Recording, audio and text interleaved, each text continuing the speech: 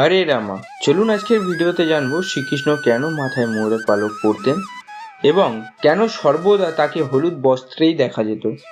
এর বিভিন্ন মত থাকতে পারে জ্যোতিষশাস্ত্র মতে এবং আধ্যাত্মিকতার বিষয়ে। চলুন ভিডিওটি শুরু করি এবং রামা রিদমসে যদি নতুন হয়ে থাকেন অবশ্যই সাবস্ক্রাইব করে পাশে থাকবেন। শ্রীকৃষ্ণের হলুদ রঙের পোশাক পরার একটি কারণ হতে পারে জ্যোতিষশাস্ত্র মতে হলুদ রঙের হলো বৃহস্পতির রং, আর বৃহস্পতি হলো জ্ঞান ও সুখের কারক বা প্রতীক। এই কারণে শ্রীকৃষ্ণ সর্বদা হলুদ রঙের পোশাক পরতে পারেন, যেহেতু তিনি সর্বজ্ঞানী। চলুন এবার আমরা জানি কেন শ্রীকৃষ্ণ সর্বদা মাথায় ময়ূরের পালক ধারণ করতেন। তার বিভিন্ন কারণ হতে পারে, তার মধ্যে একটি কারণ হলো ময়ূরের পাখায় 7টি রং থাকে, যার মধ্যে ময়ূর প্রকৃতির সকল রঙকে ধারণ করতে পারে। শ্রীকৃষ্ণর মাথায় ময়ূরের পালক ধারণের এটাও একটা অর্থ যে শ্রীকৃষ্ণ প্রকৃতির সকল রঙকে অর্থাৎ ভালো মন্দ শুভ অশুভ সবকিছুর ধারক